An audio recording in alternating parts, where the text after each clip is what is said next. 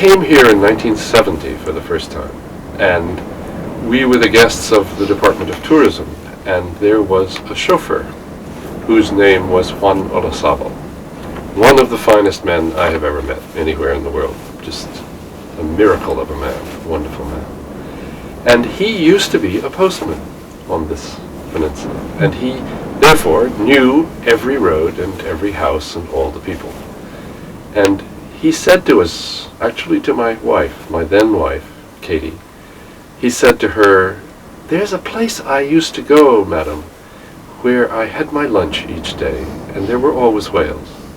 And she said, "Oh, could we see it?" And he said, "Sure," and he brought her here. And she came that evening back and said to me, "It's the most beautiful place you ever saw." And the next day we came here, and we arrived on a perfect afternoon. It was calm, there were whales spotted across the bay, and one of them was jumping, saltando, and it was just, I realized then that this was the perfect spot to study whales, because here they all were.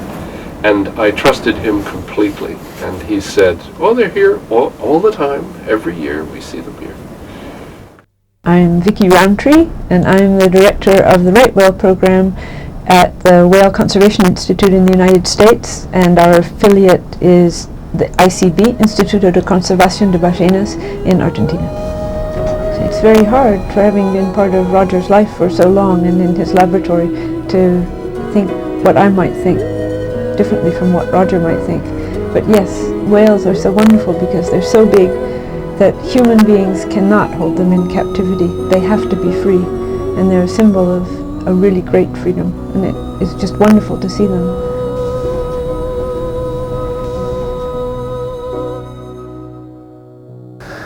Y 30 años son muchísimo laburo y al mismo tiempo son muy poco laburo. Cada vez que nos juntamos aquí, en este lugar, empezamos a pensar nuevas cosas, nuevas preguntas, y las respuestas no las tenemos. Tenemos un poquito de las respuestas a las preguntas que fueron planteadas hace 30 años en un comienzo, pero cada pregunta respondida es una nueva pregunta sin respuesta, y para eso estamos trabajando, para seguir encontrando esos misterios que tienen las ballenas y que tienen toda la fauna.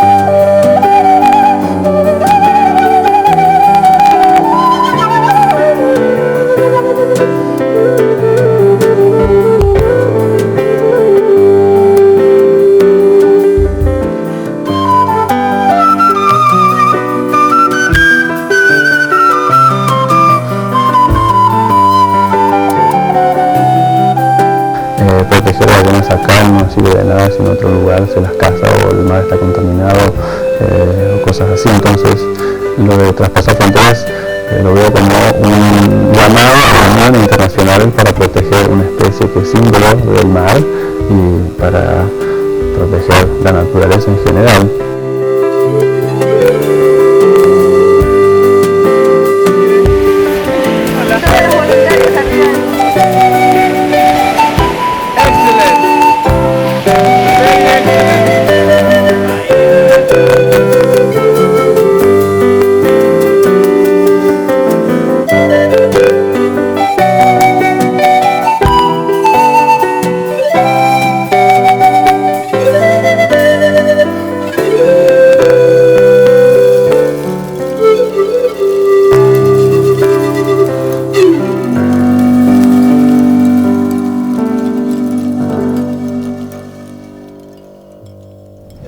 In the early 90s, when I think it was Kim and John were here, and they met Roxana and Diego in Piramides, and they loved the whales and loved being here. And well, Kim and John, who do our aerial surveys, love it here as well. And they talked and talked, and from that point, Roxana and Diego became our representatives in Argentina, and it's slowly grown.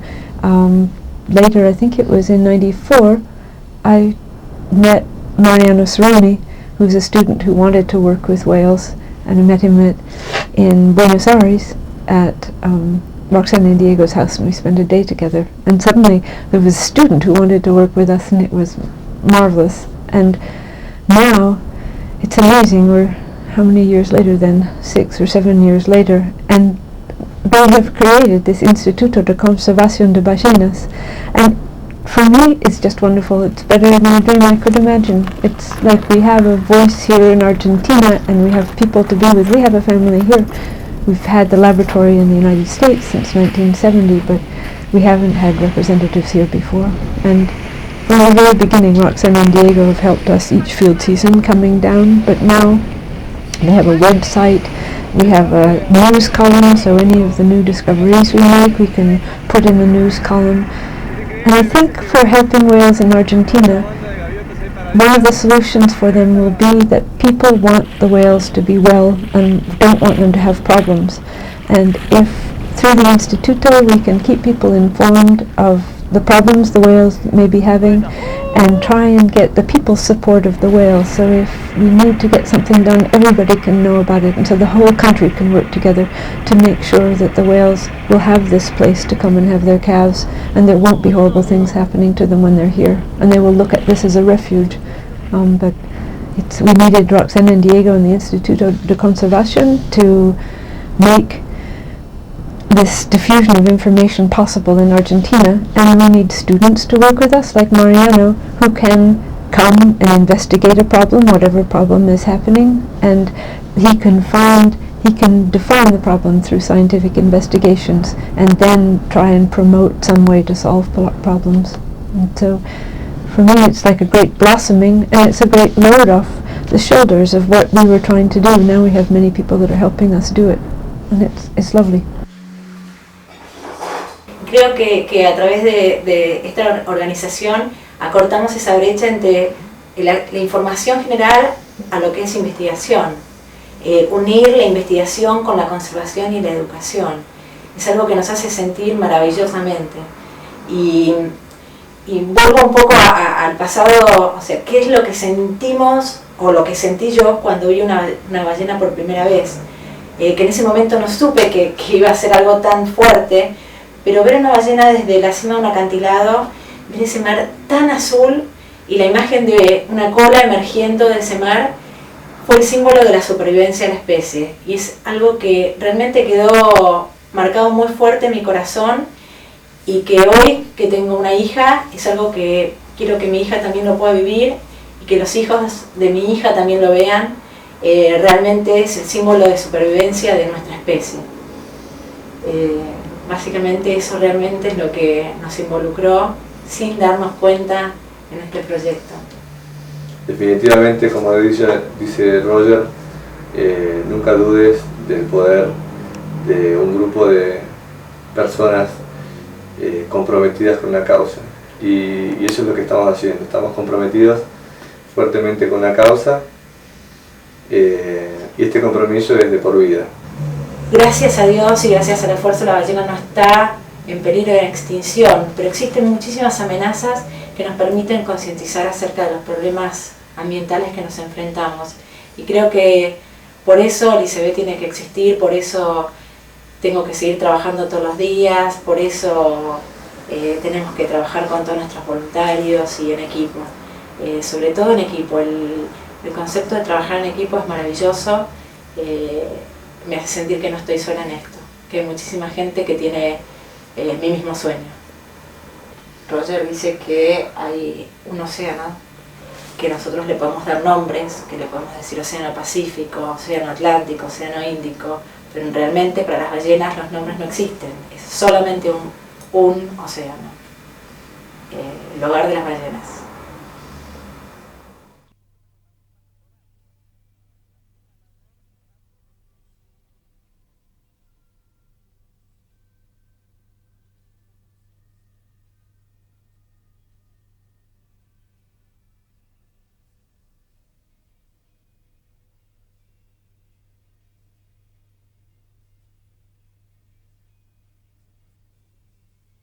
Lo mejor de todo. I love people. I love Argentines, particularly love Argentines. I also love to be just, you see, to me, it's not soledad. It's in the center of real life. This is real life here. I mean, whales, birds, sea lions, elephants, land animals, everything. It's just, there's so much to see, there's so much to look at that you feel, you haven't time to do it all. And at night when I lie in this small place and sleep, I wake every few hours to hear the whales breathing outside. I mean, what could be nicer, really? It's just wonderful. And that's, this is where I like to be. With all my heart, thank you very much. Oh, thank you.